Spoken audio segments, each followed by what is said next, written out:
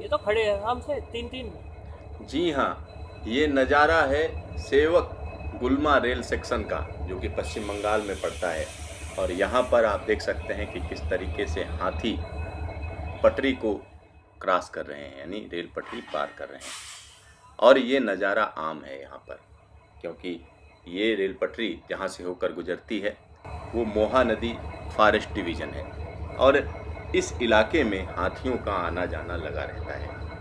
हाथियों के कॉरिडोर में ये रेलवे लाइन पड़ती है और रात का समय है। यहाँ पर जो लोको पायलट हैं वो काफ़ी सतर्क रहते हैं, क्योंकि हाथी इस रेल सेक्शन पर कई जगहों पर रेल पटरी को क्रॉस करते हैं।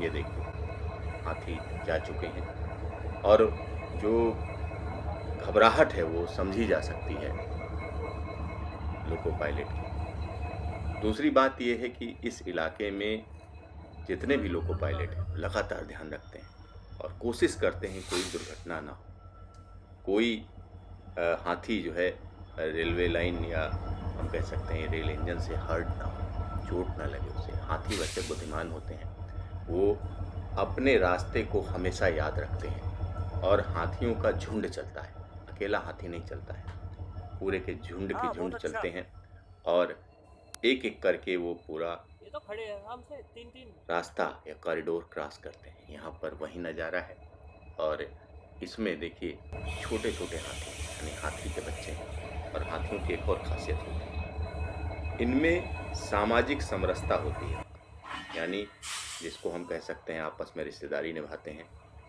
इनमें नानी, चाची, माँ, उस तरीके का प्यार मिलता है और बच्चों की बड़ी देखभाल करते हैं।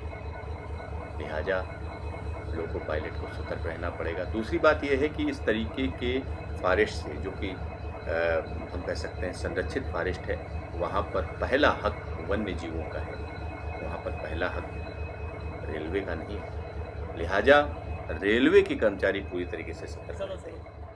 तरह तरह की तकनीक का भी इस्तेमाल किया जाता है, जिसमें मधुमक्खियों की आवाज़ निकालकर हाथियों को दूर रखना, उसका भी इस्तेमाल रेलवे कर रही है। लेकिन सबसे ज़रूरी है कि नज़र रखी जाए और इसीलिए चाक चौबंद लोको पायलट रखे जाते हैं। वैसे भी लोको पायलट की नज़र काफ़ी सतर्क रहती है, काफ़ी सटीक होती है, वो दूर से ही देख सकते हैं। हाथियों के मामले में होता क्या है, इनका रंग धूसर होता है, लिहाजा इनको दूर से पहचान पाना आसान नहीं होता है। इस वजह से इन रेल सेक्शन पर स्पीड एकदम निर्धारित रखी जाती है। अभी हम आपको एक और इसी रेल सेक्शन का दूसरा किस्सा दिखा रहे हैं, देखिए। बहुत अच्छा। देश में कई जगहें ऐसी हैं जहां पर रेलवे की पटरी के साथ साथ हाथियों के आने का जाने की जगह भी है। ऐसी ही एक जगह सिलीगुड़ी के पास है।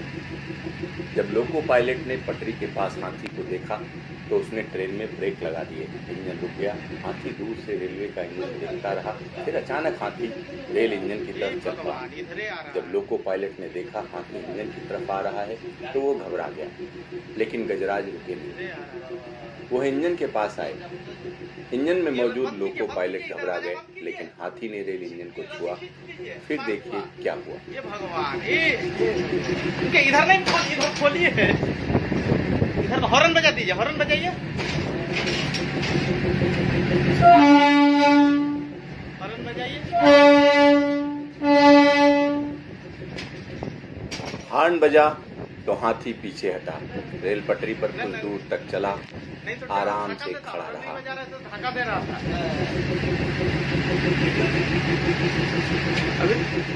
हाथी वापस पटरी पर आया और इंजन की तरफ पीठ कर ली। कुछ दूर तक पटरी पर ही चलता रहा और पटरी पर चलते चलते इंजन के एहसास को अपने साथ लेकर वह जंगल की तरफ चल पड़ा।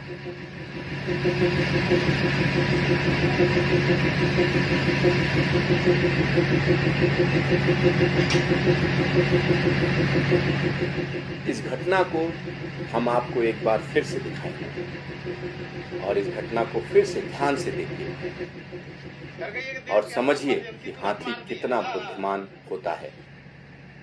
ये घटना सिलीगुड़ी के पास में गुल्मा और सिवोक रेल सेक्शन के बीच में पिछले साल अगस्त के महीने में हुई थी। इस रेल इंजन को लोको पायलट पी.के. दास और assistant loco pilot N.K. Singh चला रहे थे। हे भगवान, इधरे आ रहा है।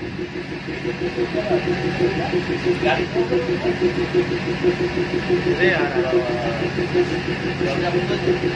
ये बंद कीजिए, दरवाजा बंद कीजिए, रस्सी खींच दीजिए, पार हुआ। ये भगवान, ये इनके इधर नहीं, इधर खोलिए, इधर हॉर्न बजा दीजिए, हॉर्न बजाइए, हॉर्न बजाइए।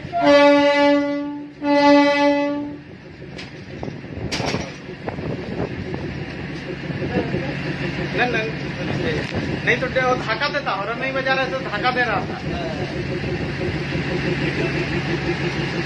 अभी